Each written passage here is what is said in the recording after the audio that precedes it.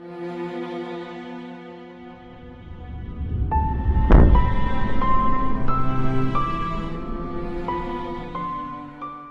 we have two extraordinary portraits by Irma Stern, both of the same sitter, a woman called Freda Feldman. Frieda and her husband Richard are very good friends of Irma Stern's. They were based in Johannesburg. They had a beautiful home in Houghton, which was a hub of Jewish intellectual and cultural life in Johannesburg at the time. Irma often visited the Feldmans in their home in Johannesburg, and in fact when she was visiting, their dining room would be given over to Irma for her paintings. And in fact the walls of the dining room were painted a kind of deep celadon green, all the better to offset the kind of lash still lives and other works that Irma would paint while she was visiting them. And both of these were painted in 1943. They're very different in mood, but I think both of them show a very strong sense of the character of Freda Feldman. These paintings then are Freda Feldman very much in keeping with the kinds of portraits that she did of people in her social and cultural milieu. But I think overlaid on that is a sense of an intensely personal engagement. She was very close to Freda. Many writers have commented on the fact that although the portrait was such an important part of Irma Stern's oeuvre, she painted a huge number of portraits, whether of people she knew or of the so-called exotic others. She never ever painted a self-portrait. Now, you know, one wants to avoid kind of getting into sort of pop psychology around these things, but one might argue, as indeed some people have done, that in a sense she was almost sublimating her own concerns about her, or rather her inferiority complex about her appearance. She was overweight most of her life, she wasn't particularly attractive, she had a very overbearing personality. And these things are often very much, or rather those facts about her, are often very much at odds with the paintings that she produced, which are so lush and so beautiful and so sensuous and so very, very exotic.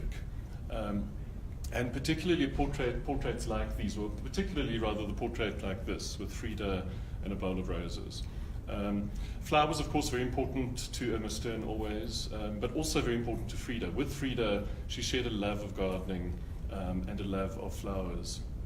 So we see Freda presented here very elegant, beautifully dressed, very elegantly manicured and made up, with the bowl of roses. And rather strange, kind of strangely intimate portraits, almost like we're drawn right into Freda's personal space, where she becomes one with the flowers that she's presenting, which again is offset by the sort of slightly floral pattern on the black ground of her dress. So for me, this painting is more than just a portrait of someone that Irma Stern knew. It's almost like a celebration of that person. It's a celebration of friendship. It's a celebration of a kind of femininity. And one can see in a sense, that kind of sense of the sublimation of Irma Stern's own sense of who she was and how she would like to have seen that mirrored in this very beautiful portrait of her friend. The second portrait here is very different in tone and mood.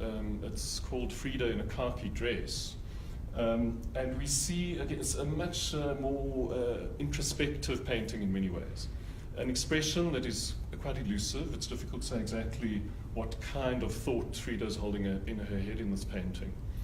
And again, the almost drab greenness of the dress, which is offset to some extent by this little jeweled brooch of a cockerel.